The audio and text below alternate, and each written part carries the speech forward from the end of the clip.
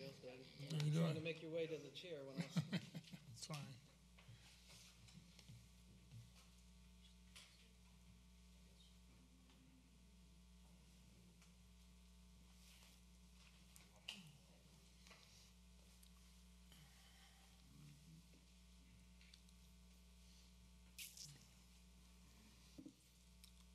They brought you in the 21st century. Bring him here.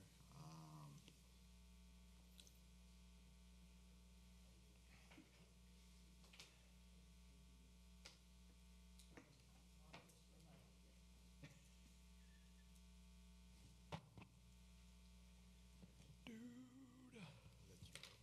We'll figure out where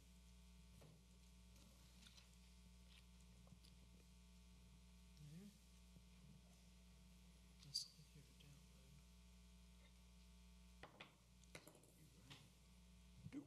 Mr. Mayor, it's 7 o'clock.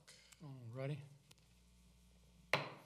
I will call the September 19th meeting to order and recognize Councilwoman Kathy Condon to lead us in the Pledge of Allegiance and the invocation. Allegiance to the flag Of the United States of America, and to the republic for which it stands, one nation, under God, indivisible, with liberty and justice for all. Dear Lord, give us patience, give us wisdom, help us to make the right decisions about our community. And let us know that we are doing your will and doing it with faith and hope that we should. Lord, bless all the first responders, law enforcement, fire department, paramedic. Bless our military, especially those that are deployed overseas. And last, God bless Texas, Louisiana, Florida, and Puerto Rico. We ask this in your son's name. Amen. Amen. Amen.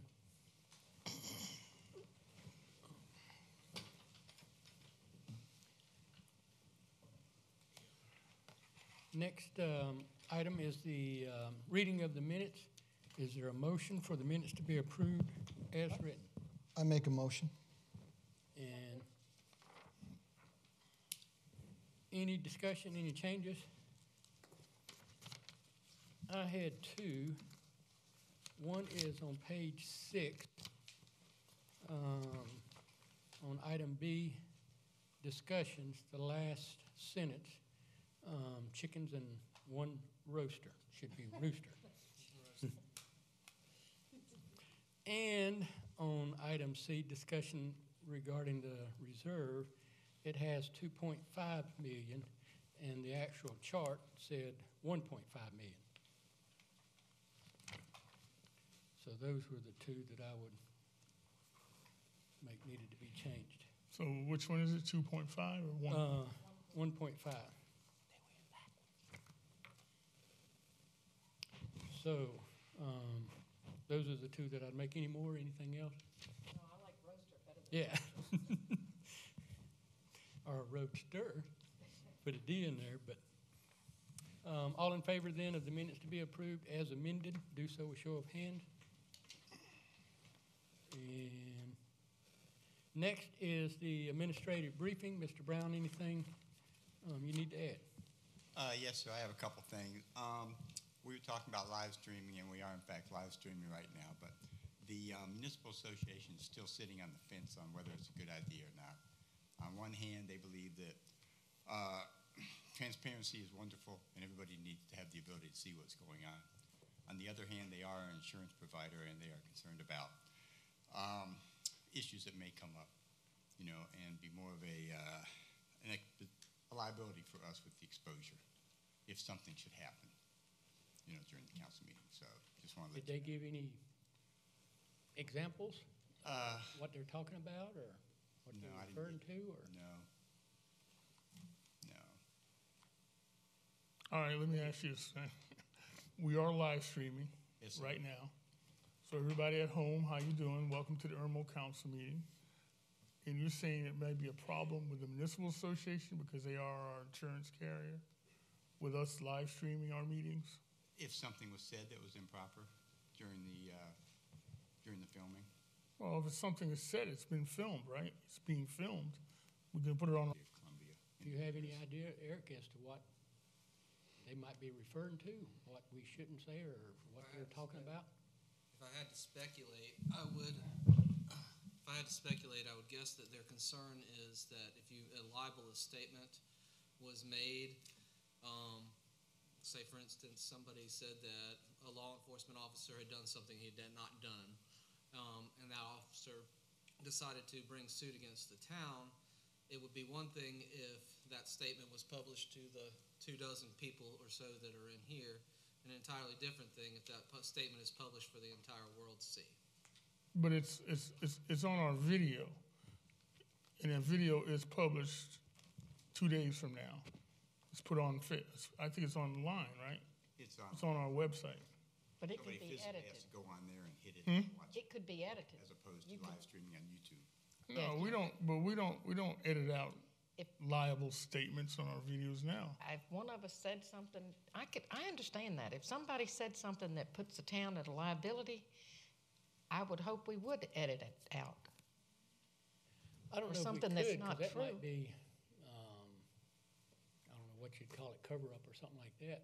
But if somebody said something about, let's say, another town or another president in another country, right now they wouldn't know about it, but if it's on live stream, they might hear it, and the guy from North Korea or China or whoever could sue us because we called them whatever. I don't. Is that kind of what they're? What I believe Talking they're about. thinking of is, say, I'll just give a random example. Say that somebody had, in considerations of communication, said that it had came to their attention that Eric was running a escort service out of his house in Blythewood. Okay. Completely inaccurate, but Okay. it was given as truth. It was stated as a fact by a council member against me here, and then I decided to bring a lawsuit against the council for defamation of my character. Again, I would have these 24 people who would have heard it, and it could be edited from the published version. It would still have to be available, as you're correct, under the FOIA. But for purposes of limitation of liability, I would think that we would be able to edit it so as to not multiply our liability. And I think that's their concern. But again, I'm speculating about what another person said. I have no earthly idea. I just heard about it this morning. So this is just me pontificating about their reasons.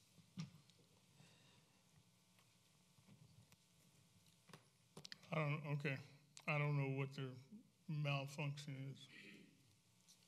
Moving on, Mr. Mayor, garbage complaints for the last 3 weeks have gone down to between 3 and 5 complaints a week. So we used to get that number of complaints in 30 minutes. So things are really moving smoothly. We're happy with that. Also, I believe we may need an executive session tonight for a legal matter for an email that I received this morning with a requirement to turn something in by next Monday. So we don't have the time to put it on the next agenda because the due date would have passed.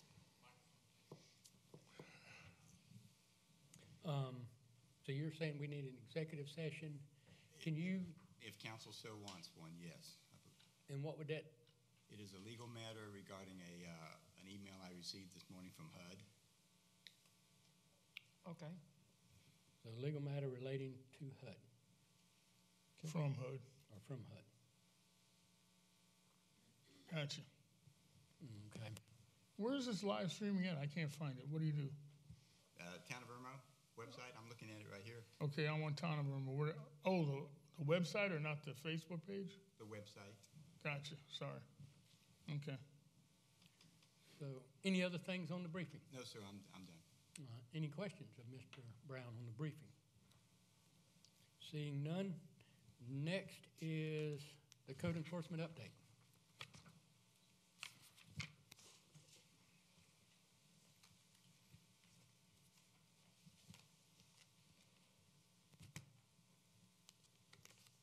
Good evening, Mayor and Council. Officer Good evening.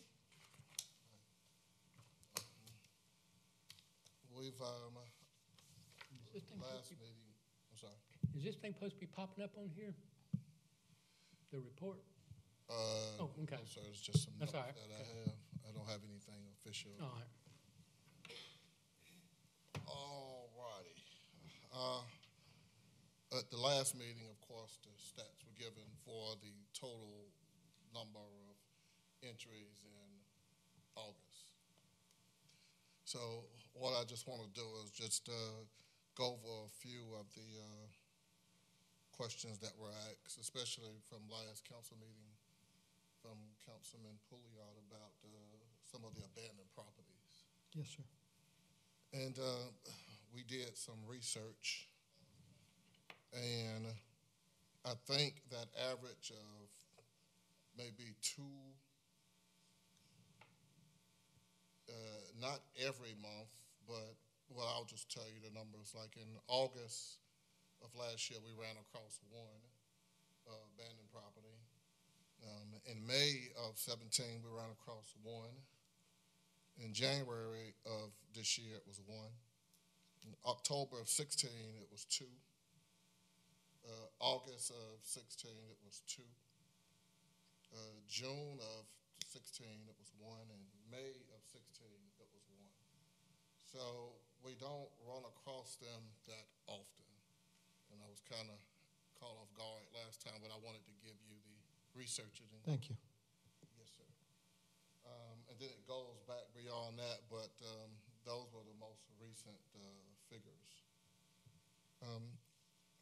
Also, on some of the abandoned properties are some of the properties that have been left unkept. As of now, as it currently stands, we are about up on everything. There are a few of them that the town is taking care of, which is 548 Kenton, 107 Harbin Court, and 201 North Royal Tower Drive. 213 North Royal Drive, which is what we spoke about the last time, that's in progress now. I've met with the owner of the property from New York. So currently that is an active investigation. Okay. Notice has been issued, and he seems to be very cooperative. So hopefully we'll see some resolution to that. I also spoke last time about the 200 Chapelwhite Road. Code enforcement did some more investigation on that. And recently, a couple of months ago, that property was turned over to a company in Texas. Made contact with the company in Texas and told them that that situation needed to be rectified, and they agreed to do so. So we should have that taken care of pretty soon. Also, there's of the abandoned properties and all of the ones that I gave you, it's just an example of some of them that the code enforcement unit has been working on. Like 324 Trinity 3 Road has been vacant for a while. Code enforcement has been working on that and working with the property preservation company, which is in another state, and they've been getting contractors to work on it. And that has been out since May of 2016, but that has now been cleared. So that one is done. There was 421 Crestfield Road was also abandoned in the Hidden Oaks. There was a pool that was untidy that we had to get the people to work on. Through code enforcement efforts, we've been able to get that taken care of. So the property is still vacant, but it is not in violation. Excellent. And the pool has been taken care of.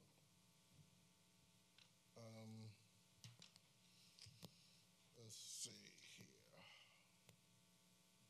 And I told you about 200 Chapelwright. We had 104 Bickley Court was also in violation. That was back in 2015, but we've been working on that for a good while. And like I said, it takes a while to work on it because there is nobody there. The property go into foreclosure. A lot of times the banks are out of town, out of state. So you have to really work hard to try to get something done. And sometimes it will be an eyesore for a little while. But the town tries to get the responsible person to take care of it initially. And that's what code enforcement does. We follow up on that. But 104 Bickley Court is now taken care of. 125 Conebrook in Old Friars Gate was one that's been on the list for a while. We had to work diligently with the property preservation company to keep getting them to come out and clean up the leaves, clean up the backyard. The pool was a mess. I didn't know how they was going to do it, but they took care of it. They filled the pool in. So with dirt or whatever it is, but it is completely filled in. The neighbors on both sides were complaining about the property. No mosquitoes then? That's right. Yes, sir. No mosquitoes. Of course, we hear a lot about the Zika now, so when we find out about a pool, we try our best to jump on it. But that has been rectified. Sometimes if there is a death or it goes into probate, it really takes a long time to get it taken care of. But we stay on them and keep going by the property every couple of weeks just for an update. And sometimes we can go by there and we'll get lucky. We'll find a contractor working. And of course, we make them come and get their business license. And then through talking to them, we can find out other things, like who owns it, who authorized them to do the work, and so on and so forth. But 125 Conebrook and Old Friars Gate is taken care of. There was a recent one on 13 Lynn Cove Court. That has now been resolved. I'm still talking to some of the property preservation people and the realtor, but I just came from there and it's all good now. They had mattresses out there or whatever, and we've gotten that taken care of. Let's see. 230 Andover Circle, which was pretty bad as well. It was vacant, and it was vacant for a while, and we worked and trying to get somebody. Couldn't find anybody on that one. It magically got cut. So we posted notices on the door and everything and couldn't get nobody. But I think a lot of times people will go by there and they'll see it and they don't want to contact us because they feel they're going to get a ticket. So they get somebody out there to take care of it. It's magic. It is. It's magic.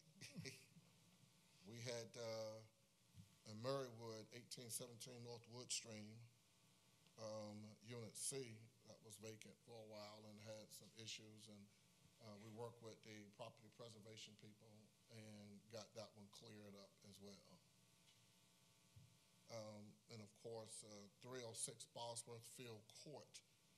A couple of years ago, we have been working on that one. As you know, that house burnt down.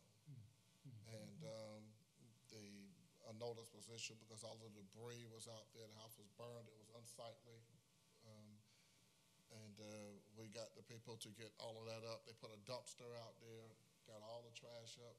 So now it's a vacant lot that has been cut. Wow. Let's see here. And did I tell you about 213 North Royal? You did. We appreciate that. Yes, sir. No, so it's hard to. What about Bolter's Lock? Did y'all look at that? What's the address on Walters? The house that burned down. I don't know what the address is. 36 or something, Bolter's Lock Road, Something like that. Yeah. house that burned down.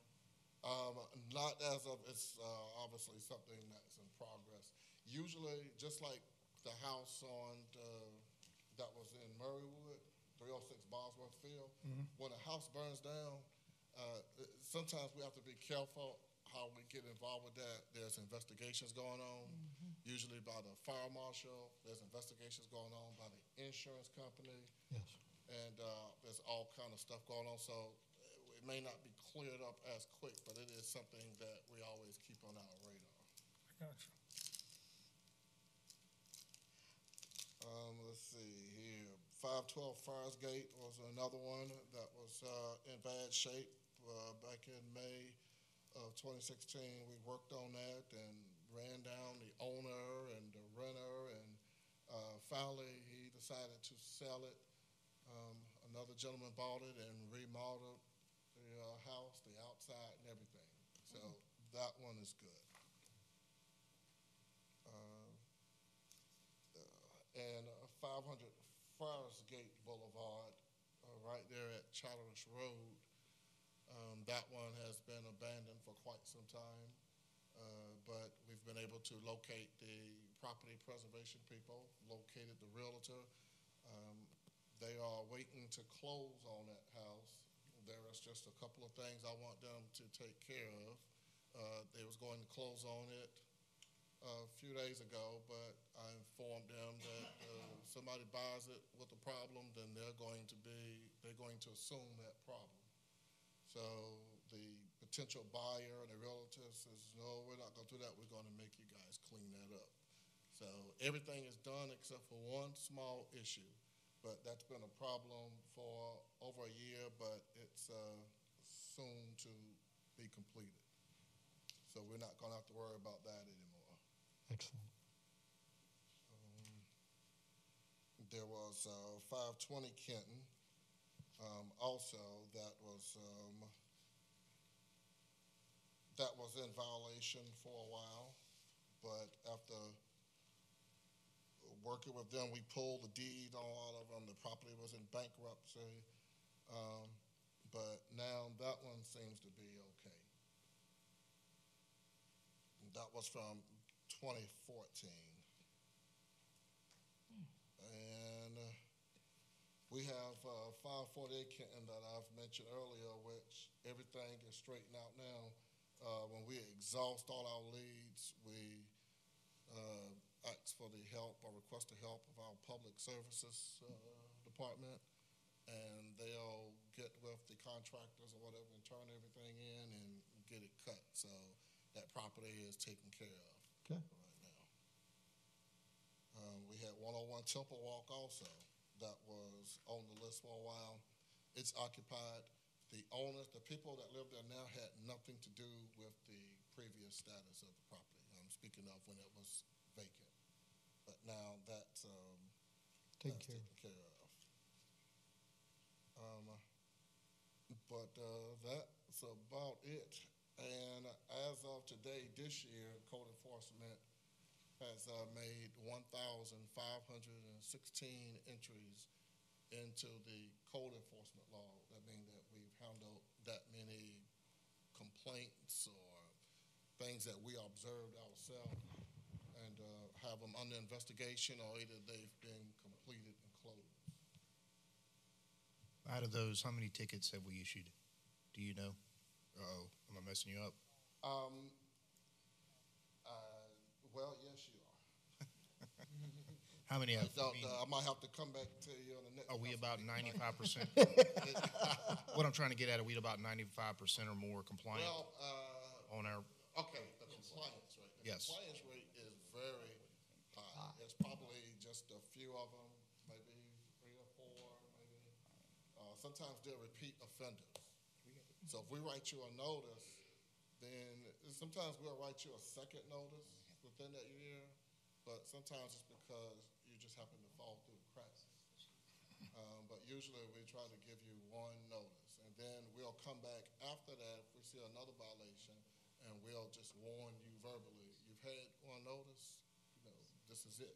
Take care of it. You got 24 hours, 48 hours, and usually they take care of it. But the compliance rate is very high. And I'm glad you brought that up, Chase, because that's what we're after. Code enforcement is not out to write tickets. Yes. We're out to get compliance. Yes. And we do give extensions. If you talk to us, if you don't dodge us, you call us, you let us know that you're having a hardship or you're having an issue, and we'll work with you. But sometimes we do give tickets. Sometimes tickets are a necessity. But that's not the ultimate goal. Officer Stokes, when you have these pools that, especially the ones that are green, and you not only have mosquitoes but everything, who do you, other than code enforcement, who do you call? Can you call public health or DHEC or? Does she have her argument? You probably could, but I think their process is a little different. But what we do is, if we see it, if it's occupied, then that's very easy to take care of because we write the notice. And after we issue the notice, we'll give them so many days. And if it's not taken care of within so many days, then we issue a citation. And usually that gets the pool taken care of. Okay. But if the property is abandoned, then it's not much we can do but try to track down the owner of the property.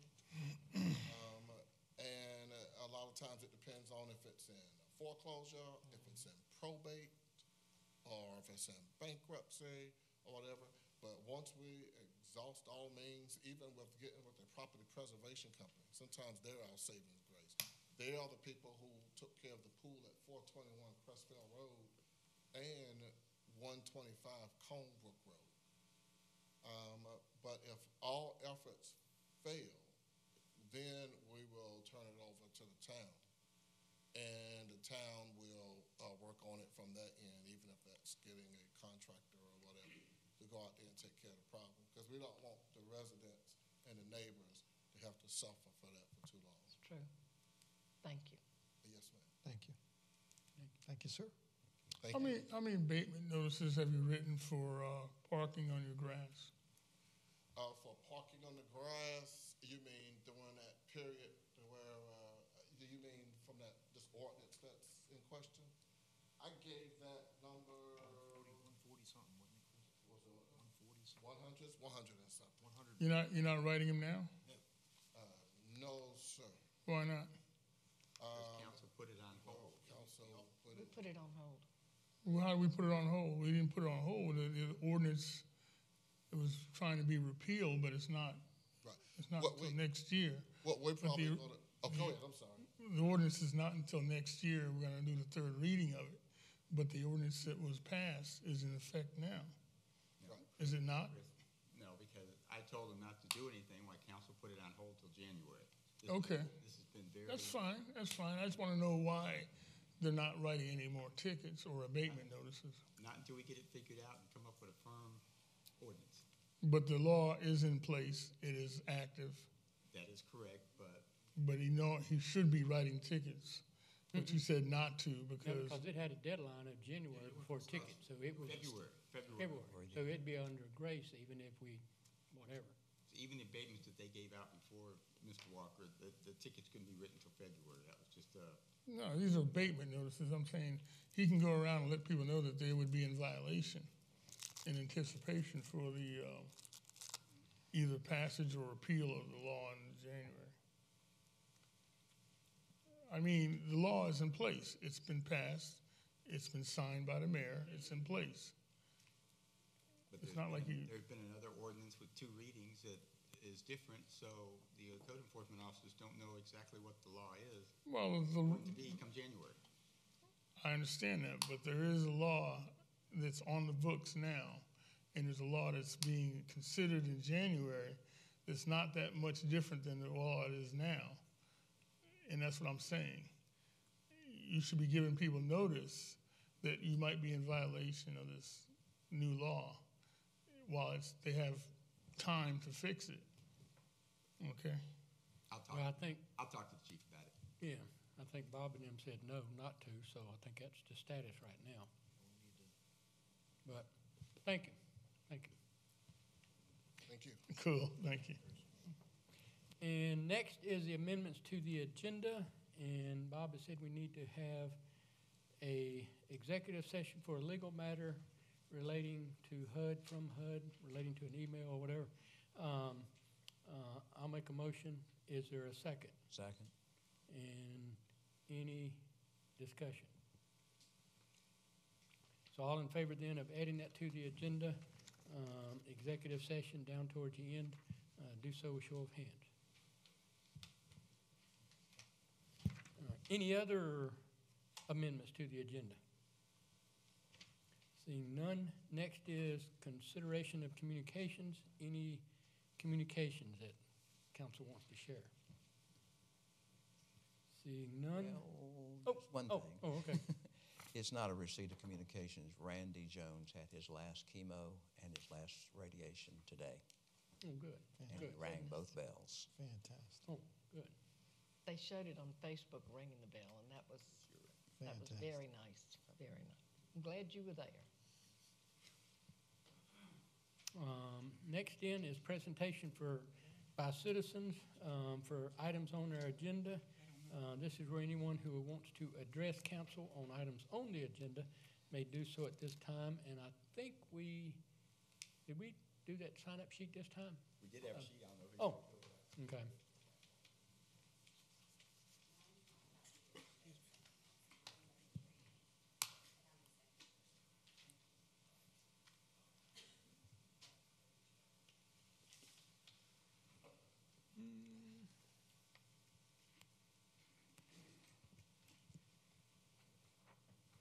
And both of these, if I'm reading this correctly, one has to do with residential parking. Do we have an ordinance? We got that on our agenda tonight? We have parking on the agenda for parking in the street, Oh, okay. residential parking. Oh, okay. So, Richard McManus.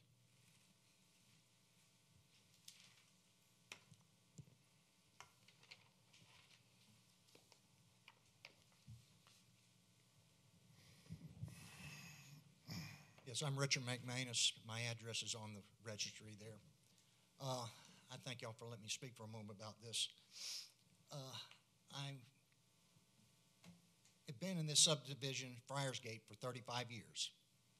And I'm retired now. I'm retired from public safety as a fire paramedic.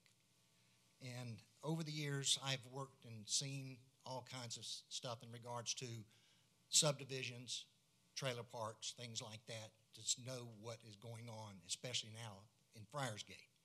The past 15 years, I've noticed that Friarsgate has really gone down big time.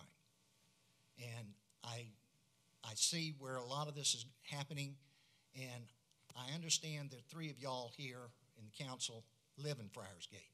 The other 2, Councilman Walker and Ms. Condon, do not. Now, question I ask y'all, have y'all ridden through Friarsgate, every inch of Friarsgate, and seen what's going on over the past 15 years? If you haven't, I will be glad to take you around and let you see what I've seen. I go around at least once a month just to look at what's going on in the subdivision. And to me, I know the subdivision is a small subdivision in regards to the properties, the size of the properties, and the size of the homes. But, you know, there's still things that there should be what I call respect for the town and for the subdivision itself that should be brought up. Now, one of the issues that I strongly believe is what y'all are trying to pass, and I understand it's not going to be affected or even passed until next year, is the dealing with parking. Now, I can understand there's situations on properties that you can't do parking, but that's issues that can be worked on a one-to-one basis with the code ordinance officer or with the town administrator. But I'm seeing right now, and I just talked with Officer Stokes about a couple of days ago, that I've saw one thing that is starting to happen right now, is that I hate to say it, but one of his officers is parking in his driveway on Chatford sideways, not normal, but sideways. Now, I mean, when I first saw it several months ago, I said, well, maybe he's doing that to slow traffic on Chatford, which I thought that was a good idea. But I see that the other vehicles are parked sideways in his drive. He's got 2 or 3 other vehicles there. And then I was questioning that, and then now I see another residence down the way on Chatford doing the same thing. So I'm seeing that there's a possibility that this is going to be an issue also dealing with parking, because people, when they turn sideways into their driveway, then they're crossing over the grass. So I talked with Officer Stokes, and then he referred me to the chief, and I talked with the chief. Now, I know that there's no ordinance out there, so he couldn't give an abatement or whatever, but I just asked that they speak to him nice and just ask him to please park the car in the right direction. So I don't know what that's going to happen, but it's just the fact that if we don't, something like that don't get taken care of now, it's going to get worse. But I hope that y'all will really, truthfully reconsider and go ahead and pass that ordinance on that. And then what you can do is also work with the customers. If they cannot do their driveway, then, there's other options. Cut down a tree. It's cheaper than putting in a driveway, or getting rid of a vehicle that's not necessary. I've seen numerous driveways where there's cars that are covered up, that are taking up a space in a driveway, or a boat or camper, things like that just need to be either moved to a rental facility so that they can put the vehicles in there. But there's always options that can be done other than just putting in a driveway or expanding the driveway. There's other things that can be done, but I really wish that y'all would really think about going ahead and consider this option and this ordinance where it can try to control the subdivision.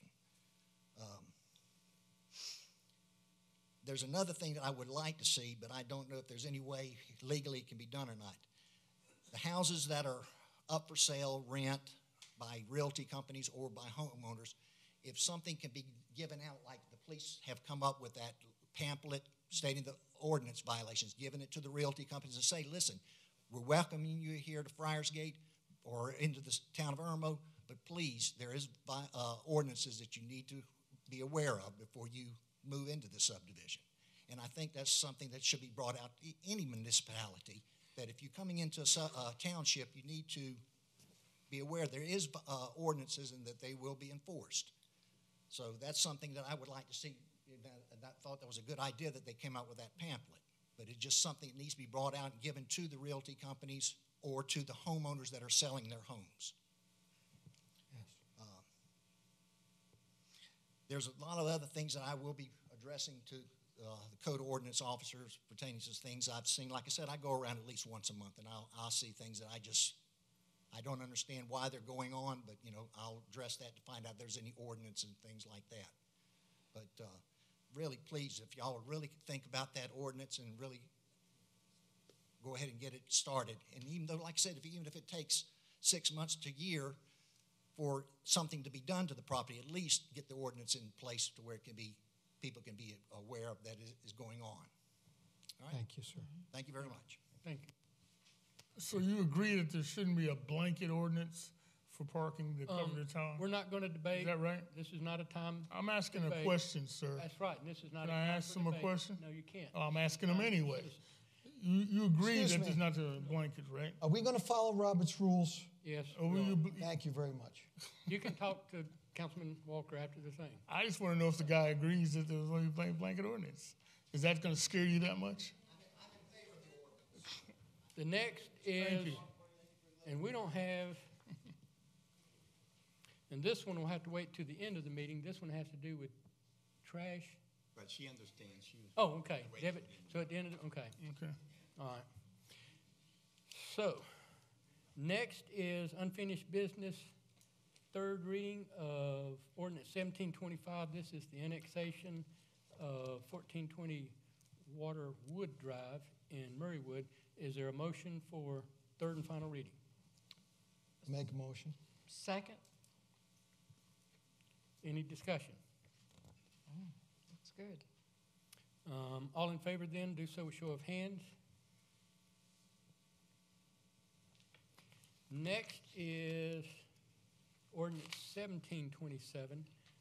This is the one that has to do with the traveled portion of the street. Is there a motion for third and final reading? So moved. Second? Any discussion on that one? Eric, what's that other ordinance that was accompanying this? What was that number? The one that says that you can't park on the streets anyway? That's this one. It goes along with this one. There was one that said that you couldn't park in the roads if it created a safety hazard. Right. What was that number? It's 30, You'd One is 3076, one is 3082, so it must be checked. 3076. 30. Something like that. Okay, 3076, is that what it was? So any discussion on this one? All in favor, do so a show of hands. Next is second reading of ordinance 1728. This is the fireworks ordinance. Is there a motion for second reading? So move. And a second? Second. Any discussion? Yeah, you guys don't want to say anything. We have this ordinance in place that we're fixing right now for fireworks.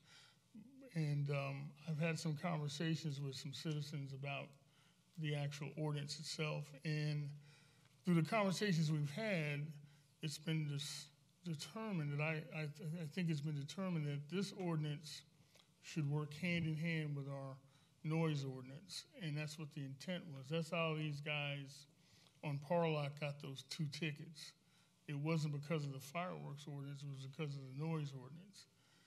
Because it's being worked in hand, I think we have separated those 2 ordinances for some reason. I don't know why we did it. I guess we did it years ago because we wanted to have a fireworks ordinance.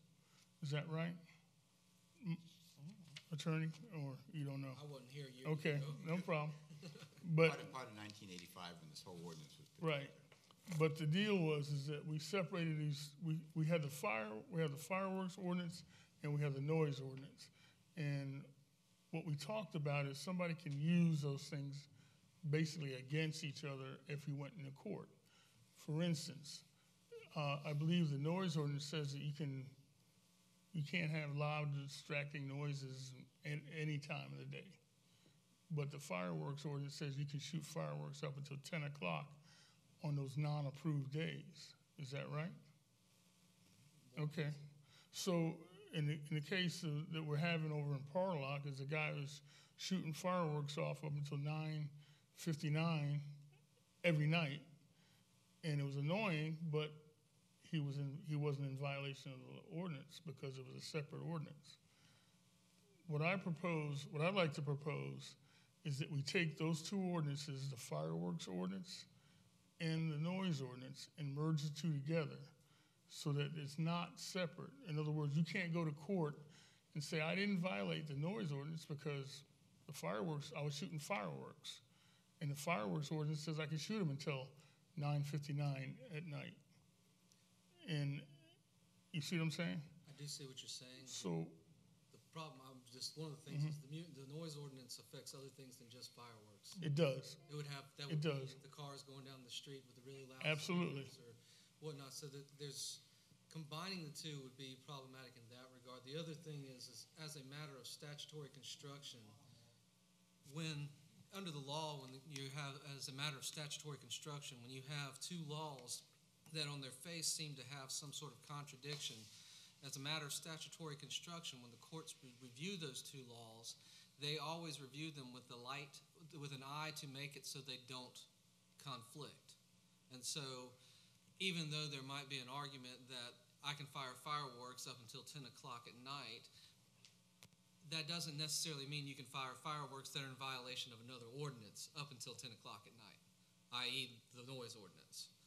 So, and that happens all the time. We get laws which it looks like, hey, this one and this one may not jive, but when our Supreme Court or our appellate courts get to interpret those things, they say our job as a court in interpreting statutes is to interpret statutes in such a way as they jive with each other, so that they're not in conflict. But the way it's written right now, a slick lawyer, if I believe the chief has written 2 tickets, right? So somebody for fireworks at 9:30 at night because of the noise ordinance, not because of the fireworks ordinance. And if he had wrote his tickets based on our fireworks ordinance, which is what this new ordinance is going to do, he can get out of it very easily, saying, "Hey, it wasn't past 10 o'clock. It wasn't, I didn't violate the fire." if we had written the tickets under the fireworks ordinance, he would have had a very good argument to say that he was not in violation because it was prior to that time. Now, I don't want to comment on that particular case. No, no, I I understand. understand I'm going to be prosecuting that at some point in time here in the not too distant future. But under those circumstances, it did not change the violation under a different ordinance. It didn't change the. It doesn't change the fact that he remains potentially criminally responsible for a violation of a ordinance that has nothing to do with the fireworks. Okay. So in other words, you can shoot fireworks, and some can be okay, and some can be too loud. You can still get a ticket for the loud ones, but not for the not loud ones. That's correct. Okay. Two things. Oh, go ahead. Unless you ban them, right? Unless you ban them all together or ban them at all times or whatever. Isn't that what, That was the whole idea of this, setting up time. okay. It was indefinite. But right now, they would all be banned under this thing, the 1728, except for those 3 days and those certain times. And that's the problem. See, if you ban them completely, that They're doesn't. not banned completely, they're only banned It's other banned, than those it's 3 banned days. completely except for those 2 days, those Right. 2 approved days. And that's, that's not right because basically you're saying to the people that fireworks are legal in South Carolina, it's legal everywhere else, but you can't fire them in Irmo because on those 2 days you can If that's fire what them. council passes, then yeah, that would But that's be what I'm legal. saying. That's what I'm saying. I'm trying not to limit our people's rights to fire fireworks or use Well- fireworks.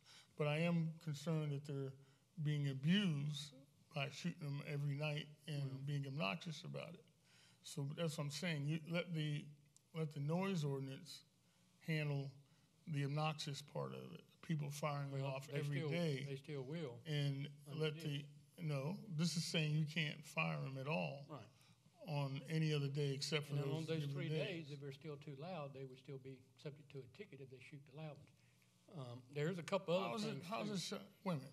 How is it subject to those tickets if they shoot loud ones on that day? because they would be in violation of the noise ordinance. But it on those doesn't 3 say days. that though. It says The noise ordinance says that. But it doesn't say it here. Doesn't have to. The noise So you ordinance telling me says- that this will ban them on those, except for those 3 days? Those 3 days. But they still can't. 4 days. They still don't regulate the No. intensity of the. If they were too loud and a police officer, quote, were there and determined they were too loud, on those 3 days, they could still write them up a ticket if they were real loud ones, because they would be in violation of the noise ordinance. Okay. Is that? Yes. But the problem is that you're telling people that they can't shoot fireworks off. Well, the Whenever problem they is, feel we it. had people shooting them off when people were trying to put kids to bed and everything else, and, that's what happens when stuff gets out of line. We get it. That's why they got 2 tickets written at 9:30. Well, And they may That's go right, to that's court, what it says. and the noise, I don't know, you don't never know. think about the hunters in the state of South Carolina. There are certain seasons where you can't shoot certain animals. And when you can, it's legal. When you don't, when you do and it's not legal, you get penalized. Some people were hunting down near the Westinghouse plant down on Bluff Road. A couple of doctors and a couple of politicians, and they had their vehicles, their weapons, and everything that was with them confiscated by the Wildlife Commission. That's the law. And the old saying, ignorance of the law excuses no man. Two But the things I want problem- to bring up, and I don't know if we want to amend it to add these, but I do want to bring them up for food for thought. I went on the, whatever you call it, iPad last night and kind of searched a little bit about fireworks and terminology and what is this and what is that and what's the difference and all that. And I'm not an expert by no means, but there's 3 basic types. They have what they call the safe and sane fireworks, which include sparklers, the little snap things that you throw down on the road, smoke balls, fountains, and snakes. Snakes. They're the little things that ooze out. Oh. You know, the little black foam-looking stuff oozes out, Okay. and you light them. Got it, okay. And they're kind of harmless. Right now, the way this thing is written, all of them's banned. I don't have a problem with these. Putting an exception in there that these can be still done. it's second reading, we would still have a third reading on it, but that's up to council, whether we want to allow those. Instead of it saying shoot or discharge any fireworks of any description, it would say something, remove of any description and put except safe and sane fireworks, which include sparklers, snaps, smoke balls, fountains, and snakes, which would allow those. What do you think? And this is just food for thought. The other one is, there are the other two type fireworks. And again, they kind of break them down into their terminology. One of them called Class B, 1.3G explosives. One of them was called Class C, 4G explosives. The 1.3G is actually more powerful than the 1.4, but who knows why, I don't know. But they're the mortar type. That's something that I'm not saying we need to do right now, but somewhere down the road we may say, okay, we're just going to ban those altogether because those are the ones that make the most noise and bother the most people. I've had people in my shop that live on Farming Creek that thought somebody was shooting Mr. Coon's cows. So they called Mr. Coon to find out, and he said, no, that's fireworks up there somewhere, and blah, blah, blah. So those are definitely very loud. But those are just two things. I don't know whether we want to add those or not, or amend it to add those, or just look at it at a later date and come back and add the safe and sane and come back and do the mortar.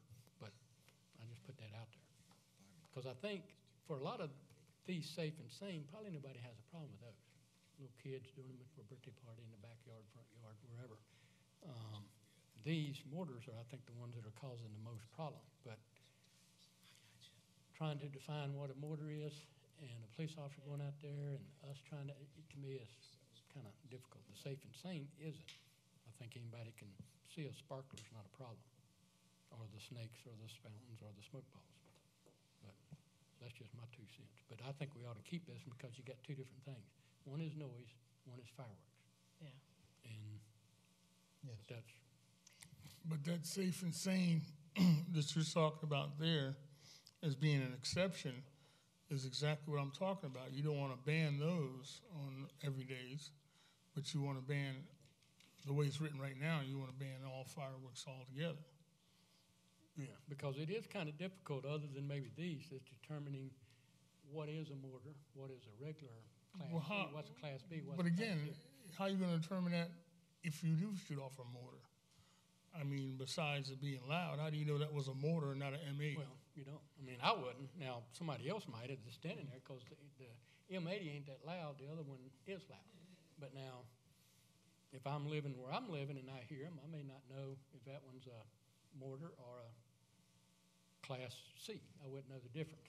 Right. Somebody there next door might. But right now, That's why I'm saying all of them would be banned other than those 3 nights, and you could do the mortars, you could do the other ones, the Class C. that's why I'm saying you shouldn't ban anything and let it all fall under the noise ordinance. Well, I don't agree with that. You don't agree with that? Okay. It's second reading. If you This want is- to write an amendment with the, Well, I don't want to do amendment at third reading because to me that's, you're passing it on one reading. but you don't have it written out. Well, I got the safe and thing, the safe and sane But fireworks. we need to think about it. Yeah, well, that's fine. And what's If it we're not called? gonna do it on Safe and second- sane? Safe and sane fireworks. Okay. They include sparklers, snap. If you go to the thing I and know what Google snap, firework yeah. descriptions, title, or something, Yeah. all this stuff will pop up. But I wouldn't do it at third. I would just let it pass and then bring it up at a later date. and Okay. Make amendments to it, so you have 3 readings on it. I not just see one. some merit to that. And there may be more definitive stuff on a 3G or a 1.3. Well, somebody could 1.3G. be having a wedding and, they use sparklers now when the bride and groom leaves, and I'd Yeah. hate for that to be illegal. And probably at that too, even if it's illegal and you're doing it, nobody's going to know. So nobody's going to call. So you can still shoot them off in the backyard and nobody would know. Because it's not making a noise. Don't ask, don't tell. Illegal. Come on now. Come on. Well, I'm just saying, nobody would. I mean, Come who's on going to now. know you're back there Come shooting on. sparklers? If we're going to fix it, And we're going to fix hopefully it. nobody's going to call when the kid's back there shooting sparklers. If we're But, going to fix it, we're going to fix it. yeah. Well, you don't throw rice at weddings anymore either because of the birds. So any more discussion? All in favor then of 1728, second reading, do so with show of hands. All opposed? Second reading of ordinance 1729. This is the animal cat thing from Lexington County. Is there a motion for second reading? I make a motion. Second, Any discussion? I think this is a good idea. And again, explain this to us. They're not picking up cats? They're picking up cats, but they're not They're gonna- euthanizing them. Right. They're They're gonna neuter them? neuter or They're spay. fixing them and then they're releasing them. So they will still pick them up if you call and say, there's a stray cat in my neighborhood. Or you can pick them up and take them down there to. And that's Farmers Lexington Pets on County. the On right. Bauer Parkway. Oh, okay. They'll fix them and then they'll. But call this you is to for get the them, Lexington side. The Richland side still does whatever they do, Correct. Yeah. which is, So you could get a cat. You don't want to have, he needs to be spayed. You don't want to have him spayed because it's going to cost you money. So you take it down there. And you get it done for free. Oh, okay. but do they bring them back to you or they just let them out somewhere? They're just going to let your cat out free. Oh, See, because if you show up to pick it up, they'll catch on, Mark. you think? There's no free lunch. I have no animals in my house, and I guarantee you my wife doesn't want them, so they're not going to be in our house. Is there any more discussion? All in favor then of 1729, do so with show of hands. Next is first reading of 1730, the chicken ordinance, and I will make a motion for first reading of 1730. Is there a second? I'll second it because I want to talk about it. All righty. I know we've had discussions about this many times. It keeps coming up. We keep whatever. This one I actually took off of something that I found not too long ago that actually says if it's not a problem with your homeowner restriction or deed restrictions or covenants, then we should allow it. So maybe we should. I don't know.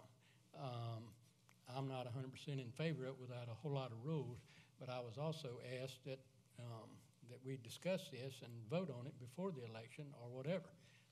So I said, okay, fine. I'll put it on there, simple as it can be, and see what happens and move along from there. But right now it just says 4 chickens. It doesn't have roosters, and I'm guessing that if it doesn't say roosters, then chickens would only be allowed and not roosters. I don't know what the I think you difference is in the put two. 4 hens. You put 4 hens. Well, But I like roosters, but I wouldn't mind having one wake me up. But then again, I watched on a car show the other night, and they had one in their garage, and it made noise all the time. every 2 minutes. All And the time. I would have wrung the thing's neck or dropped the car on it or something, but it was a noisy thing. So I don't know if I want roosters anymore or not. But anyway, that's all my 2 cents. Okay, I have 2 cents. Because the last meeting, we voted to have this put on the ballot November 7th. And it is on the ballot. Is that right, Bob? Yes, ma'am, it is. Okay. Why we would vote on it Now, prior to the election is beyond me, since we are looking for other people's opinions, our citizens. It affects every household, every neighborhood. It affects everybody. That's why I thought it was a good idea to put it on the ballot. And I think if we vote tonight and then at the next meeting or whatever, we're telling the voters, we don't give a darn what you think. We're going to just vote this in and to heck with y'all.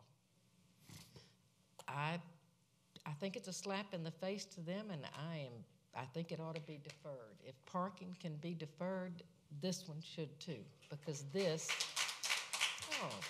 thank you. We should at least have the advice of the citizens that are going to have to put up with the chickens or have the pleasure of having the chickens, either way. I would like to defer it to the second meeting in November if we're going to have a second meeting, because that's Thanksgiving week, and I don't know whether We have one scheduled. we have one scheduled. Okay, I think it's November 21st. Well, let Mark speak. He seconded, so. So you jumped the gun. Jump the gun on what? You did. You jumped the gun. Well, All right. What I'd like to say is, to me, the way this is going on the referendum, it's going to fail. And you know that I was in favor of chickens the first time. It's going to fail because of the way it was put on. It's put on, do you want chickens or not? And people are going to go to the ballot box and they're going to say, well, I do want chickens, but I don't want 10. And I don't want roosters. So if I don't want those, anything could go. There was no definition of what would be allowed. So I believe that if this goes to referendum, I truly believe it's going to fail. So if we don't do anything about this, anyone who does want chickens is not going to be happy with the vote, in my opinion.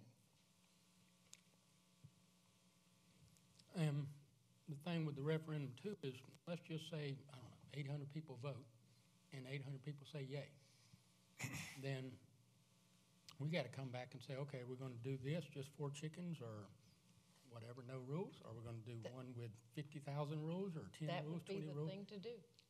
But how you know what you're doing, what the people want? Because this That's is not part of the referendum. this is fairly reasonable, and I think we'd have to work on it a little bit, but that's One of my biggest concerns is I'm a little bit confused because I've looked at some stuff. I got an email from you that says you'll never vote for chickens. You promised people no. that was because you ran a candidate against No, me. you said that was in for January of chickens. this year. Oh, I talked to the people Then- that now, whoa, if you're going to say something, you wait for the explanation. Then The people that I said that to are mainly elderly, and they're my neighbors. I have spoken with them each since, No, and this they was an each email. have, that went to us as council. I understand. And then, That's when I approached the people. I'm a little and bit there are about confused a when you dozen. say, You hush, I'll explain. I'm not it so going to you vote won't for be chickens. confused. And All right, if you we're go, going by "Well, shoot." Robert's rules, So I'm confused. Kathy has. So now you just Each of my Wait a minute, 12 can we people. please establish and abide by the rules? Well, tell them to shut up. I mean, it's easy. Okay, Councilman go ahead. Walker. So that's one reason why it's on here, because I'd like to know when I vote for somebody, where do they stand? That's all I'm asking. Where do we stand? Most of the people that are referred to in the email are elderly, they're my neighbors, they're close by. All of them said, you know, things have changed. And they all knew. Forest Acres passed it, Casey passed it, of course, City of Columbia passed it, and all of them had evolved and said, if you want to vote for it, it's okay now.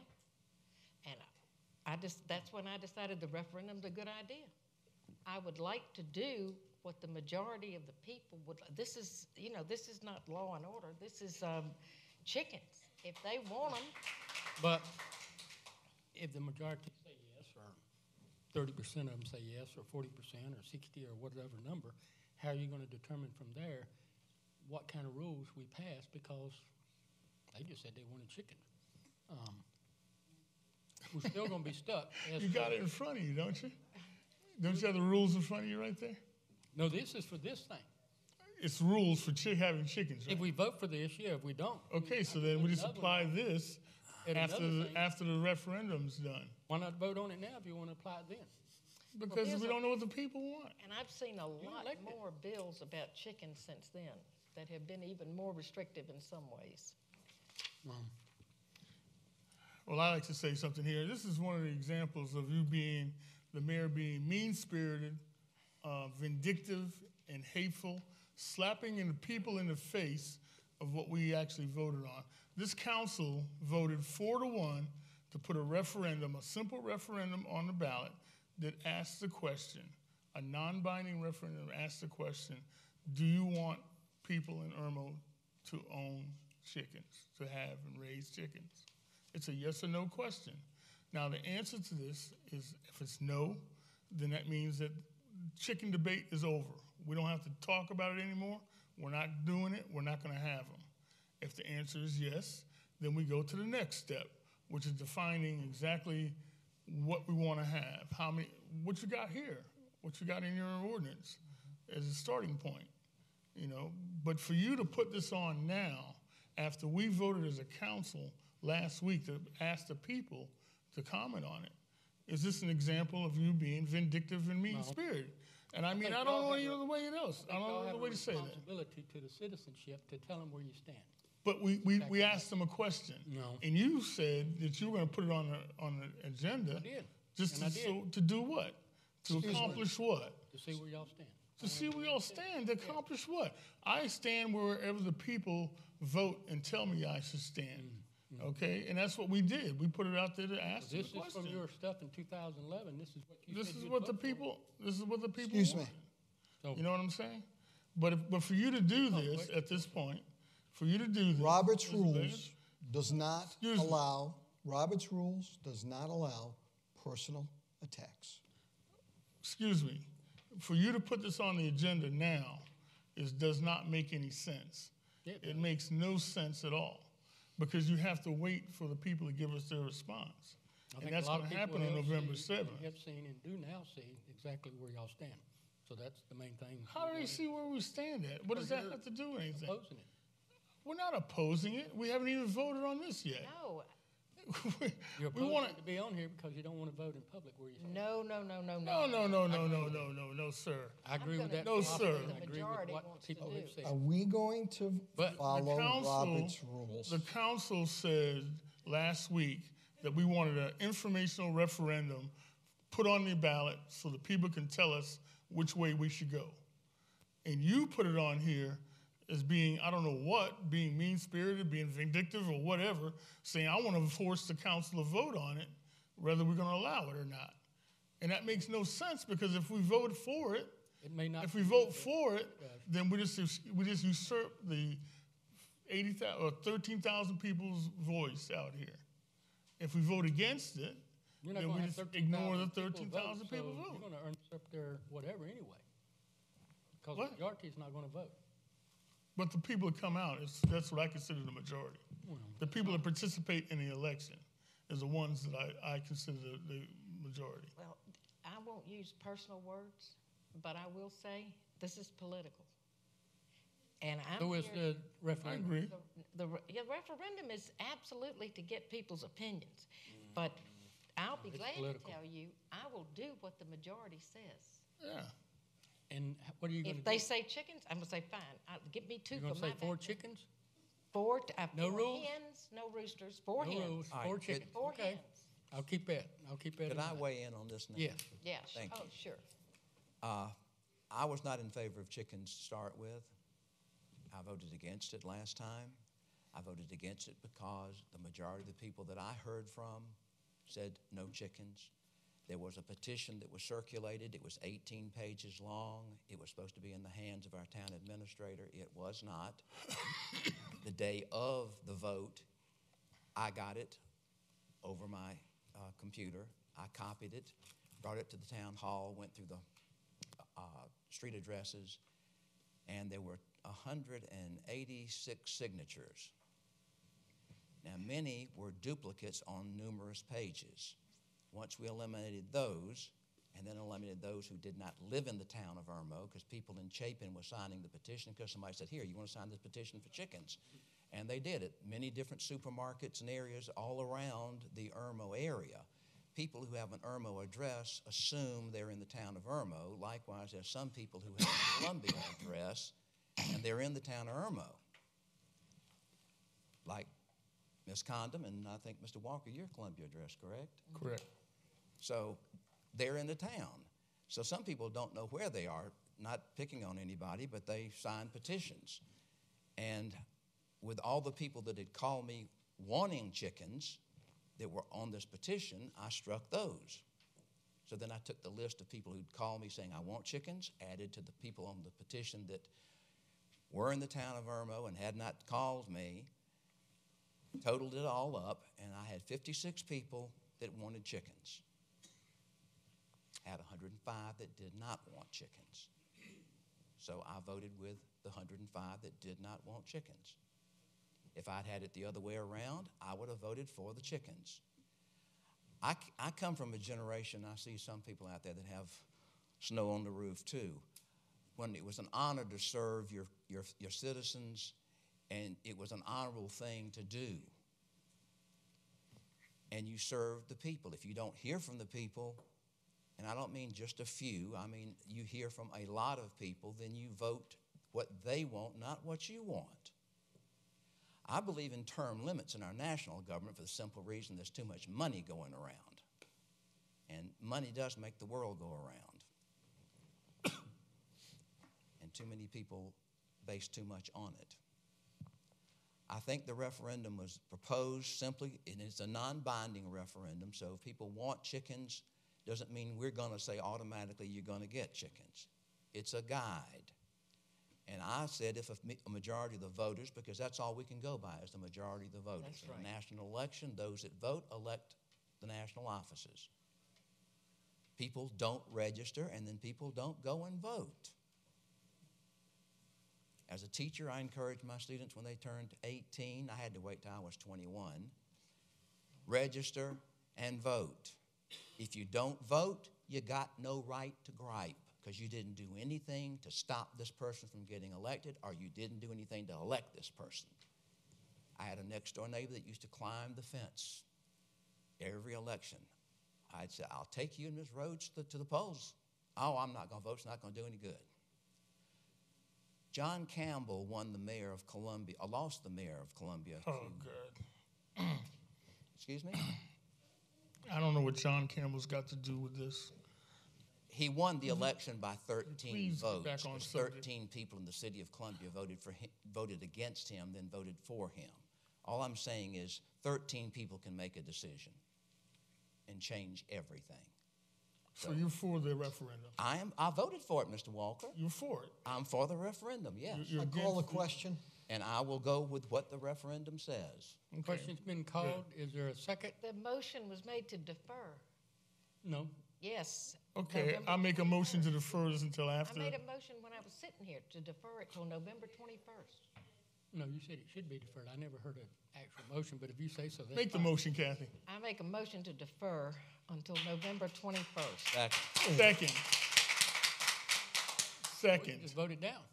Why would we vote it down? Why Just not? If you defer don't want it. We'll leave it on there till November. Go ahead and call the vote, Hardy. So, wait a minute, you got to make a motion. There was a motion She to did, defer. and I just seconded. Until November 21st. And Councilman Walker seconded. That's the meeting is the 21st, right? Yeah. That's the first meeting after the I don't know. I don't have a I calendar. don't have a calendar in front of me. It's my Hold on. grandson's birthday. Of course I know. What day is it? Okay. What date? November 21st. It's a Tuesday. It's a Tuesday, November 21st. I may or may not be sitting All there. right, so there's a motion and a second to defer. All in favor of deferring, do so with show of hands. All opposed?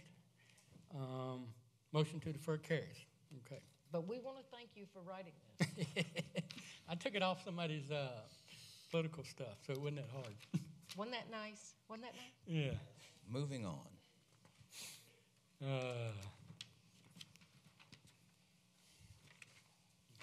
Whoop, I'm missing a page.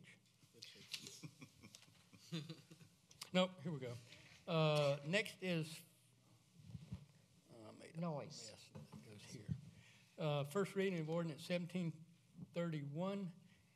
Is there a motion for approval? So moved. Is there a second? Second.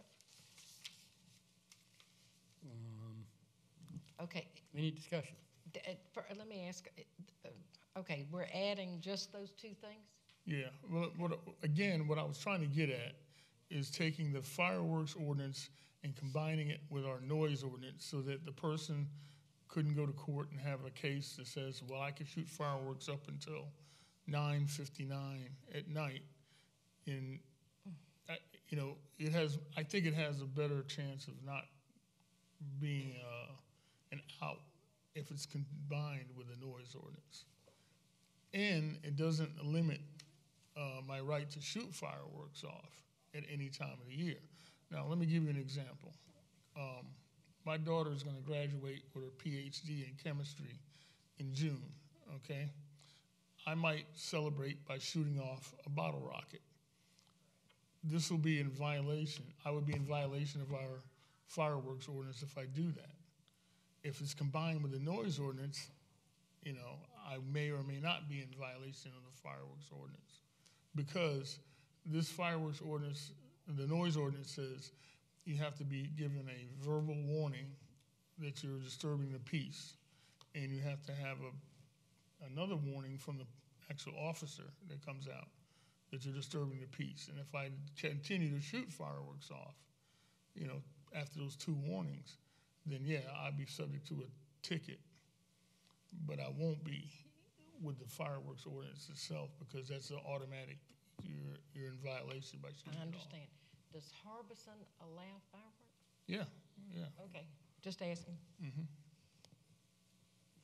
So that was my thought, and again, You second, so.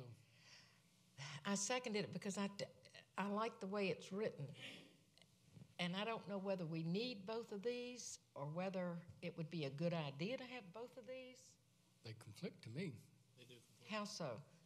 Yeah, they You've do. got to pick one or the other. You can't have Both only have it on 2 conflict. days. I like both. We can't have it on. We're only going to have it on 2 days, or you can have it on any other day. The second one doesn't limit it to those 2 days. I mean, so you're either going to have it on more than those 2 days, or Right. with the noise ordinance, or you're going to have it on those 2 days, and those 2 days will be subject to the noise ordinance. right. Is it going to come down to which one we can enforce the most effectively? Paragraph C, as recommended in this particular amendment, is the one I'm most concerned with. I mean, fine, add fireworks. That makes it even more crystal clear that they are governed by the noise ordinance. That's a good amendment. Y'all just have to decide amongst yourselves whether you want to limit it to 2 days, or you want to try to use the noise ordinance to police the other days that's y'all's call. I'm just here to But enforce. the way it is right now, if we wanted to write somebody up a violation or ticket or whatever for shooting off fireworks, they would first have to do this other stuff. On 208, do you have a copy of that one? 208? We'd have to go We're talking about verbal number, warning first or whatever. talking about number 5 on 108, 22-108. Yeah. Oh, 22-108. Yeah. Yeah. Number 5 says you have to be, you have to be asked by law, requested by law enforcement Or a citizen. or a citizen to stop the noise. And that gives me the chance, after I celebrated her graduating and I shoot off my fireworks, I get a call and say, hey, don't do that no more. Okay, fine, I'm done.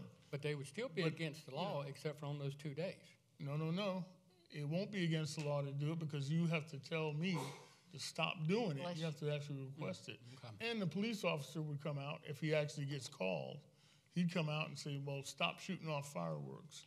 You're in violation of our noise ordinance. And if I continue, at that point, that's when I would get the customary $1,000 ticket that y'all write. To answer your question about number 5, number 5 is one of the 6 occurrences or factors that law enforcement would consider. So the first one is the intensity of noise. The second one is where the noise is occurring. Right. The third is the time. The fourth is the reasonable expectation of quiet, et cetera, et cetera. So I don't mean a law enforcement officer is not going to show up out there and say, hey, you mind not doing that? It's waking up the neighborhood for you to be firing off 60 millimeter mortars in the neighborhood. There's a reasonable expectation you're not going to be firing 60 millimeter mortars in the neighborhood at 2 o'clock in the afternoon when kids are sleeping or whatever. So they're not necessarily going to warn you if the other factors are in play. That's just one of the 6 factors. Okay. But it makes it more confusing, in my mind, this than the other way. The other way is kind of short and sweet. Yeah, but it go on limits, those 3 days. it cuts out all the other times. Yeah. It bans at any other time. that's where I'm having problems, is that you're banning it on June 28th, which is my daughter's graduation celebration. So we could technically do both readings, approve both readings, but we can't pass but one of these, right? I mean, we already, The addition of paragraph C in this ordinance 17-31 would conflict with the The other ban. ordinance that says that you're only going to do it on December I see. 31st and on Right. 4th of July. 4th of whereas July. This one contemplates additional days that you would be able to fire the fireworks subject to, either way they'd be subject to the noise ordinance. And again, I believe that the amendment for paragraph A is a no-brainer, put in the fireworks, that's no big deal. But between you as council, you have to decide whether you want to go the way of allowing more freedom and more ability to fire fireworks on a different day, or you want to just limit it to those 2 days. But either way, the fireworks that are fired, whether on those 2 days or on any day that you decide, are going to be subject to my noise ordinance. Right. And then if this passes, my next step would be to eliminate the fireworks ordinance altogether, because this will take care of it. What time do fireworks start on July 4th? July 9 3rd. o'clock. Right? Because there's no starting date. Basically. Right. There's no Well- starting date. Anybody else want to discuss? I'm gonna make an amendment then, just to clarify this up for my mind. It can get seconded or not, but I'm gonna make an amendment to leave paragraph A, add the word fireworks, and to eliminate and delete all of C, and go back to the one that we already passed and leave it at that. So that's my amendment, is to leave paragraph A, fireworks, and add that to whatever we're adding, 208 or 22-108, and delete paragraph C in its entirety and leave the other one as is. That's okay, my wait a amendment. minute, you gonna leave, Leave the word fireworks, so we add that to that paragraph where all the other stuff is. In paragraph A, where it says, they shall include noise made by motor vehicles, mechanical devices, electrical devices, electronic devices, or the human voice, and fireworks would be added up there. okay, But then I'm gonna make a motion to delete the other one, because to me it is confusing. We already got one we just passed. It's not confusing. That's- This one, let That's you my fire it off. motion, and that's my, is there a second? I second it. Okay, Right. great. Now the discussion, Whoop. this is Wait a your minute. motion. You made a motion and you And seconded. he seconds, so he gets to go second, and I get to go first. Let me write this down here before I get confused. I think fireworks does need to be added to that, so it kind of clarifies that fireworks are part of that, even though it also says, this shall include noise, not necessarily these are the only things, but they're just talking about that, but, so fireworks are still in there whether we add it or not. But this other thing, to me, makes it more difficult for somebody to go out and write up an ordinance. And I think what we're trying to do is An make it more ordinance. clear, or a ticket, Oh. make it more clear when the police officer, whoever goes out there, here's the fireworks ordinance, here's what it said. It's simple and sweet. The other stuff, if it's still isn't too loud, they can still come back to this and say, okay, it's too loud, the intensity, the makeup, the time of day, that's too loud for these mortars. You're not going to shoot them off. You can shoot off the other ones, but you can't shoot off those. But that's just my 2 cents. Oh, Yeah, I agree. No. I agree. Okay, you wanted to make an exception and put those, what do you call them, friendly sparkler things as an exception in the safe and sane, thank you. Fireworks in that and the other fireworks ordinance. What I'm saying is you need to let people fire off anything they want as long as they keep it in under the noise ordinance. And that's what that's what C is saying. You're not limiting to what you're actually, what time of day you're doing it. You're limiting the the frequency of it. But that's my 2 cents. I don't know. Anybody else? no, tell me what C's gonna say. What do you, C won't say anything. There'll be no C. okay, got There'll it. be no C. Okay. Yeah, it'll be just gone. It'll be a with fireworks in it, a B 1 through 6, and then that's it. And we still have the other fireworks thing that we voted on a while ago. Any discussion? All in favor then of the amendment, do so with show of hands. All opposed? I'm opposed. Thought you voted twice. All right. Now we're back to the amended ordinance 1731. Any more discussion on that? All in favor then of 1731 as amended, do so with show of hands.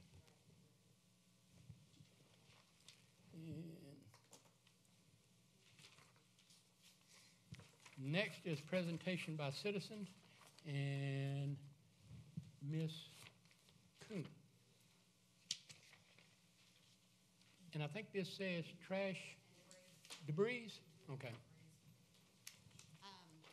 I was affected by the hurricane, and I got an abatement notice, but Mr. Stokes is amazing. Hands down to him, he's great. You're welcome. Oh, sorry. Oh, Lord. All right, can everybody hear me now? Yeah. Got an abatement notice by Mr. Stokes. He's great, though. He is amazing. He knows my life story. But put all the stuff out by the side of the road for Tyler's to pick it up. Well, it's Tuesday, and my address is on the books, and It's I'm fine. Deanna You don't Coon, have by to the way, give it too. since it's on this thing. And Tyler's is nowhere but to be found. They've picked up my neighbors. They've picked up everybody else's around me, but they haven't picked nothing up from my house yet. Nothing. There's boxes and sticks, and I still have debris in my backyard, but the pile's pretty big. Have you been by there? Yeah, okay. Pile's pretty big, and I didn't want to add extras. I have a picture of it if y'all want to see it. And so I didn't want to add the rest of the sticks from my backyard because my roof was tore up. Lots of stuff happened from the winds. But so I just want to know where Tyler's is. I'm paying extra money now, but I'm getting crappy service still. So I don't see where it's fair to me. Did you call town hall? Or did you, I've called Tyler's twice. I called them yesterday. I called them this morning. No one's picking up their phone. I have not called town hall. So. but they, Town hall's not picking up the phone? did I Tyler, haven't called town hall. I called Tyler's itself. she called Tyler? No. We'll call them I work 60 hours a week, and I'm a single mom. I So for me to understand. be at this meeting is But what crazy did, town. Tyler, Question. what did Tyler say? Did they say they would come? They will not. They haven't answered their phone. And Didn't answer. I keep hearing on the page they're going to get around to it, blah, blah, blah. I'm kind of waiting, but still haven't heard anything from anybody, so I'm wondering how good is Tyler's May I actually ask you a being. question? Yes, sir. Is it just a pile in the front of your house, or did you stack it and whatever? 'Cause Well, it was stacked, and then, now it's kind So of it's a proper. pile. So they should be- I live they should in be the picking back it of Friars Gate where children play constantly. But I have a picture of it if you want to see it on my cell phone. Because I have a neighbor that just threw it all in the street, and Yeah, no. I said that they won't accept that. Right. He said, "Do I need to tie a ribbon around it?" I said, it'll get their attention. Right. But I mean, I can stack it again to make it pretty for them if 'cause they they really. should be It's picking it up trash, if it's so stacked it was up. ruined. or enclosed in bags or whatever. 'Cause Yeah. Well, can you give Bob your telephone number? Of course So I he can can. call you tomorrow after he Yes. talks to Tyler? I sure can. And then we need to find out why Tyler ain't answering their phone. I mean, if people are gonna, they gotta answer. What time of the day were you calling? I call first thing in the morning. I'm on the road. I travel the state of South Carolina for Jostens, which is a ring company for all the I high know schools. Justin's well. And that's who I work for. I'll be at Dutch Fork High School tomorrow. And I'm first thing in the morning because I'm busy the rest of the day until 4 or 5 o'clock in the afternoon. So it's first thing in the morning I'm calling. So right before I get into a school. 7 o'clock? No, 8 more o'clock? like 8:30, Okay. right before I walk Okay. into my schools. All right. Because They should be open. They should be open, and there's no excuse. If I you will. Be call sure you- Bob Brown, be sure she has. We the have correct number. sympathy. I heard some people had wrong numbers. For we have sympathy called for the number women, off the single trash mothers can. working 50 hours a week. Lord Are you calling the Where's number on the can? The trash can? Yes, that's the number I've been calling. So, That's right. That's right. Mr. Waits just said he I thinks think that's the wrong number. wrong number, isn't Cool. it? Awesome. On some of those first trash Well, cans that's they the reason why I'm deliver. not getting an answer then, huh? Could be. Thank y'all. Thank you. Thank you. You know, it's pretty interesting how you guys can ask questions of people come to the podium, but when I do, it's a problem. it's really, really The gentleman was walking interesting. back to his seat when you asked That's him. really interesting how you can do it, but I can't. Next item is discussion to hire a. Yes. But you can sign it. But yeah. Yeah, we're going to do this so we don't have to give name. Well, you can give your name and address for the record if you want to, too. Okay. If you're going to enforce that, that's fine, but I expect it to be enforced consistently each and every time. Well, this is if people don't want to give their address up here, then they got to sign. Do that, so that means Okay. I just want to know what the policy is here. I think I don't know. Thank you. George Glassmeyer, 100 Denbeck Road. A couple of things. First of all, let's go back to this business of neutering animals. I live in Richland County. I've been involved in animal rescue for close to 20 years now, and I have taken advantage of this benefit a number of times for animals that I've rescued and then since rehomed. If you live in Richland County, the Richland County Animal Shelter will neuter or spay your animal at no charge. You just have to have a driver's license to show you live in Richland County. I don't know what the Lexington County policy is. So this goes back to you getting a cat and wanted it spayed free or neutered free. If you live in Richland County, you can get that anyway. And I encourage people to to do that as much as they can, because obviously I wouldn't have to be in rescue if it weren't for the fact that there's too many stray cats out there and stray dogs that are not spayed and neutered. Moving right along, let's talk about fireworks. And I'm a strong believer in the KISS concept. Keep it simple. Okay? And that's what you folks are trying to not do, apparently. This is not rocket science, okay? And as to Mr. Walker's suggestion that there's some confusion or contradiction between the noise ordinance and the fireworks ordinance, I think Mr. Walker admitted he's not a lawyer. I am. I also have 9 years' experience as a street officer in Lexington and Richland County, so I've got a little bit of experience with law enforcement. And I've spent about the last 10 years of my career teaching at the Criminal Justice Academy, so I think I've got a little bit more knowledge about this than the average bear. Now, that said, it would depend largely as to what ordinance the officer is charging the citizen with, be it fireworks or noise. It's apples and oranges. It's lawful to drive a car all day, every day in Irmo, but it's not lawful to drive at 100 miles an hour in Irmo.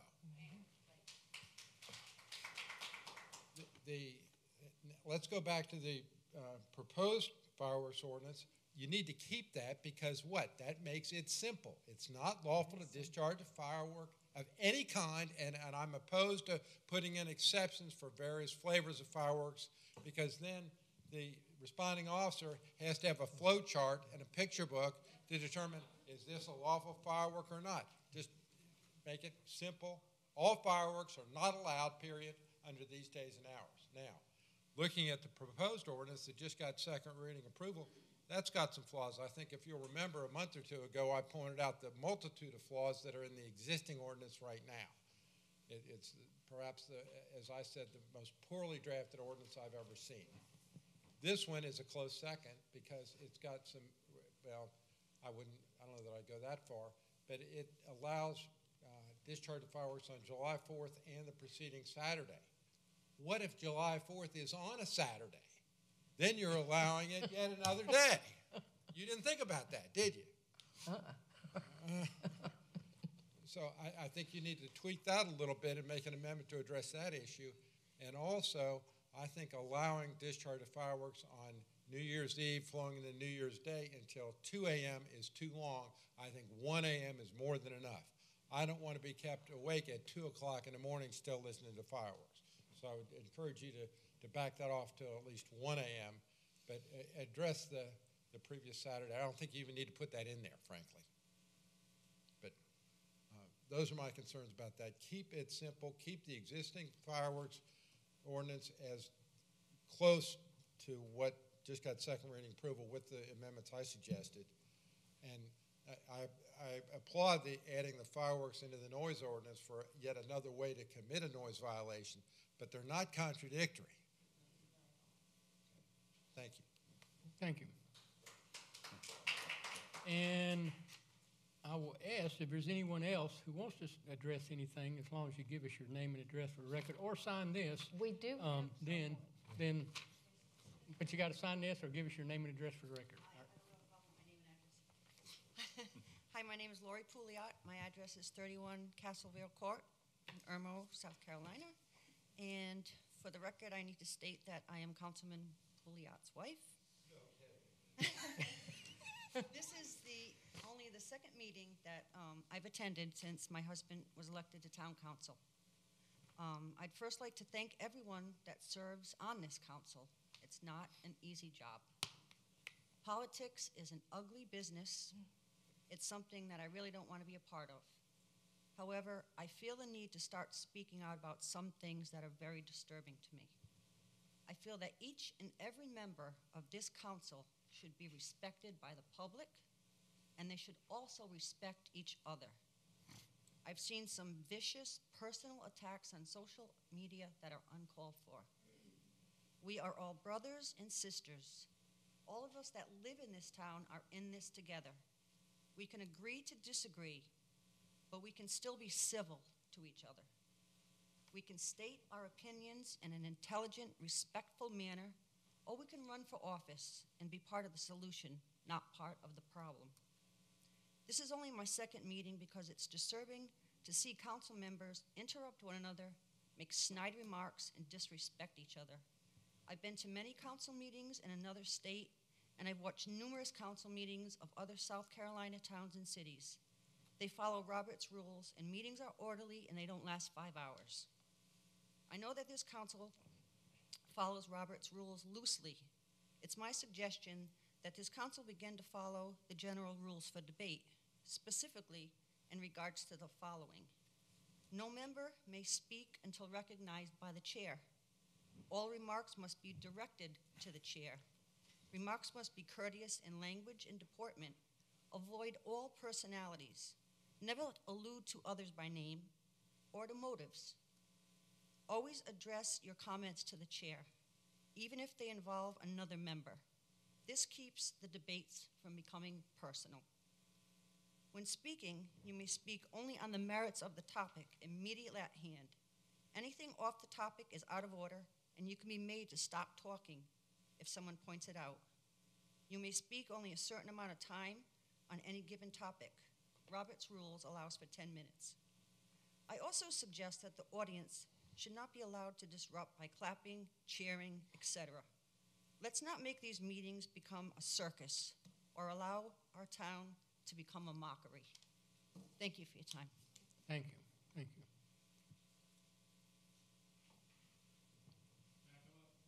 you. Yes. Just give us your name and address for the record, or sign this if you don't. My name is Andrew Gresham, 501 Parlock Road. The second amendment, was that, I'm confused, are there two amendments now? Mm-mm. Well, The second one, the first reading that was saying it was at first reading, I'm ignorant in the second. Second reading of the ordinance. of the fireworks ordinance, second reading, and then we had, First reading of the noise ordinance. oh, so, okay, so they're two still separate Correct. items. Okay, that was just my ignorance. Appreciate y'all. No problem. thank you. Anyone else? Seeing none, I think we have an executive session for a legal matter relating to something from HUD, an email from HUD, or I believe Mr. Walker's. thought you had a discussion item on it. We got a section, oh, item 12. I'm sorry. Go, yeah. So we have a discussion item to hire a social manager for the town of Irmo, and Mr. Walker put this on the agenda, so I will let him start.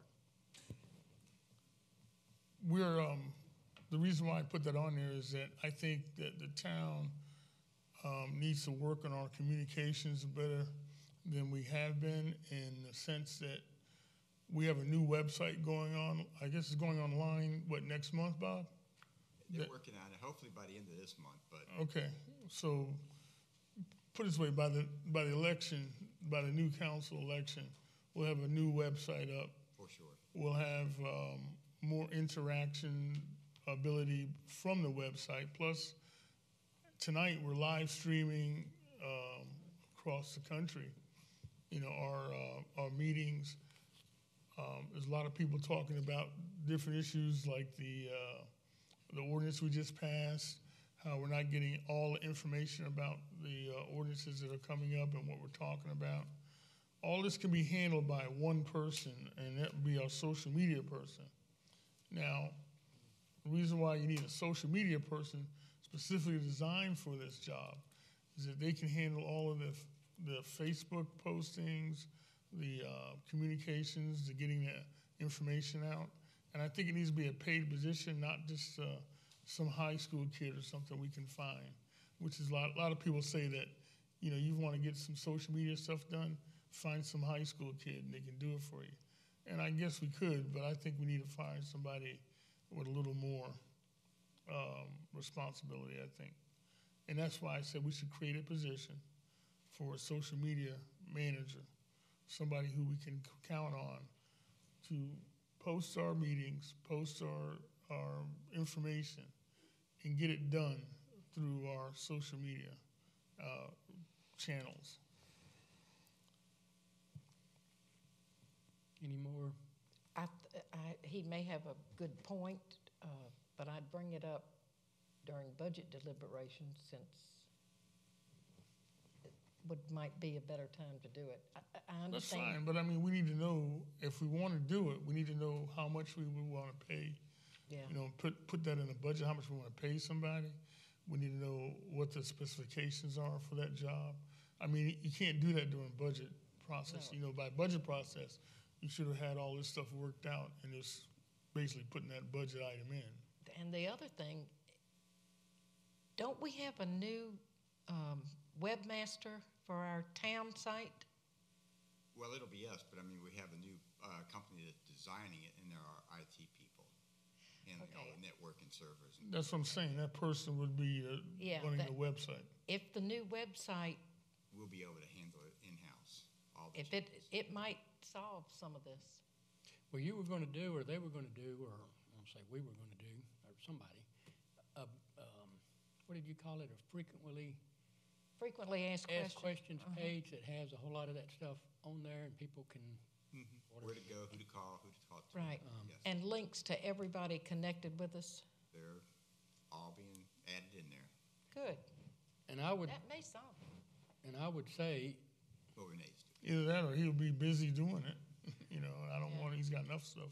write down I'm going to call it a list, but write down a list of what you think that job ought to be, and then everybody else writes down a list of what they think that job ought to be, and then we can get all that to Bob, and he can determine if that's more than he can do, and then we can kind of go from there, and by the time we do the budget, then we would have a whole bunch of information, and Bob could determine. It would be part-time, wouldn't you? Probably, but I don't know.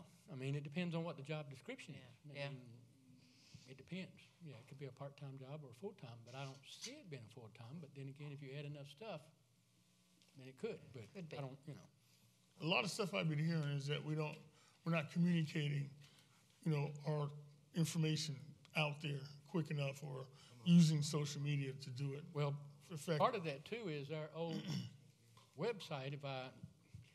If you tell them people to put something on there, it's 3 months or something before they got to it. With this new one, If the new whether we ones, tell Bob or tell whoever, That's he what I'm can put it on saying. there Bob's right got, away. you're saying tell Bob. Bob's got 1,000 other things to do.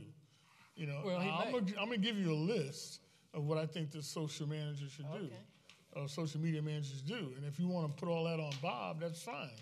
But I'm thinking we should have somebody else that we can call on to do that sort of stuff. I'm not trying to say you can't do it, Bob. Don't get me wrong. I'm sure you can. But I think you need to be worried about other things rather than, posting the details of the ordinance that we just passed tonight and the amendments we just made to those, those sort of things, so people Part of can that have that. bad communication comes from the company that we can't get nothing on there in a timely manner because because they just, whatever their 3-month delay was, or 90, I don't know what it was, 30 days or something.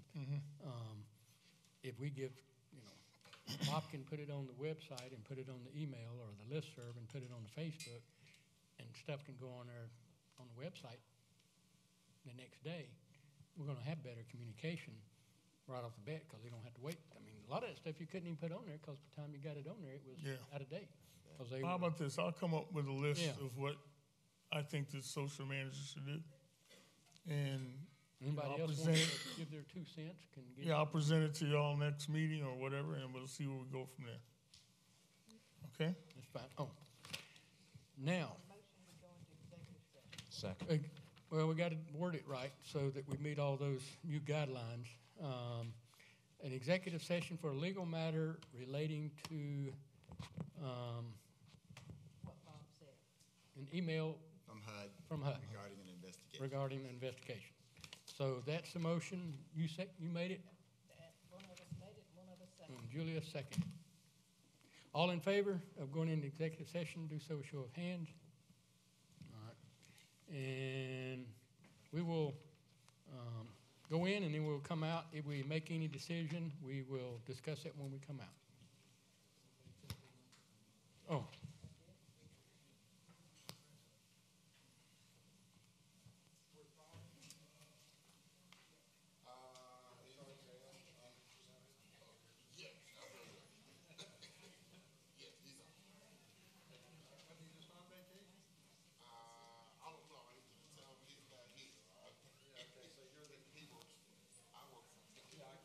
He did it in law enforcement.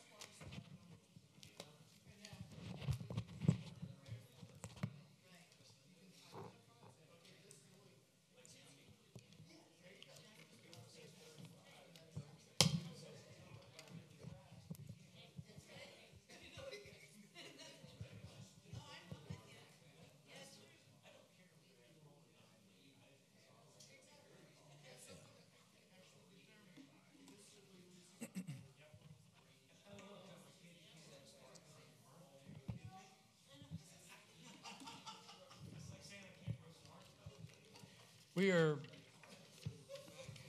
back from executive session. No votes were taken.